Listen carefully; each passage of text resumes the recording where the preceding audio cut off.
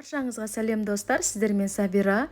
Мен бүгін бір жасағаннан керемет болып шығатын қаймақтық бәліш пирогі, яғни сметанниктің рецептісімен бөлісемін. Ауызда бір салғаннан еритін өте жақсы желінетін пирогтардың бірі. Ал достар, кеттік жасайық. Ең алдымен біз ыдысымызға сармайымызды бөлшектеп бөліп аламыз осылай етіп. Соның үстіне қантымызды салып, мен енді осы екеуін араластырып қантымызды кішкене ертіп аламын. Мінекей достар, осылай болып шығады. Содан кейін қана мен ұнымызды саламыз. Ұнымызды салып болғаннан кейін ұнның артынша мен қопсытқышты саламын. Екеуін қосып, мен ұнға жағып, кішкене крошка тәріздес етіп дайындап аламын. Мінекей достар, осылай етіп. Содан кейін ғана мен бір жұмыртқаны жарып, және араластырып, қамыр қылып аламын. Содан кейін қамырымызды пакетімізге салып, жарты сағат, емесі 20 минут тоңазытқышта ұстаймын. Ал енді формамызды дайындаймыз. Мен 24 сантиметрлік форманы таңдадым. Ферментный қағазымызды астына жайып аламыз. Енді дайын болған тестамызды, яғни қамырымызды жан-жағына дейін осылай етіп қолымызбен бір тегіс қылып жайып аламыз.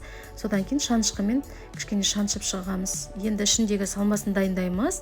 Мен тек қана 20% сметананы қолданамын. Енді осының үстіне мен қантымызды саламыз. Одан кейін жұмыртқамызды салып аламыз. Енді дәмін келтіріп отырып, мен ванилин қосамын. Енді бұл жерде миксердің көмегі қажеті жоқ. Миксерді қолданбайсыздар. Оның орнына біз венчиктің көмегімен араластырамыз. Яки болмаса шанышқымен араластырсаңыздар болады. Бұл жерде араластырған кезде көп араластырудың қажеті жоқ достар.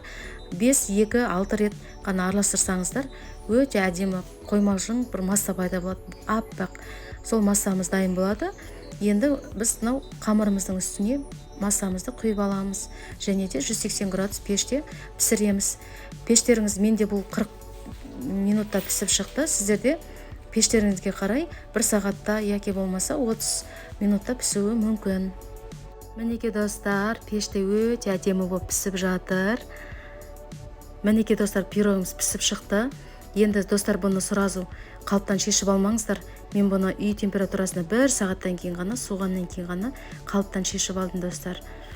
Осы менің рецептімді алып жасап көріңіздер достар, өте керемет пирогтардың бірі, өте керемет болып пісіп шығады. Дәмінде сөз жоқ достар. Енді мұны мен кесіп көрсетемін. Ортасы қалай болып піскенін көресіздер достар. Өте балмұздақ секілді нәзік болып пісіп шықты достар. Мінекей достар, ортасын көріңіздер, бір келкі әдемі болып пісіп шықты достар. Сіздермен болған Сабира. Ас болсын.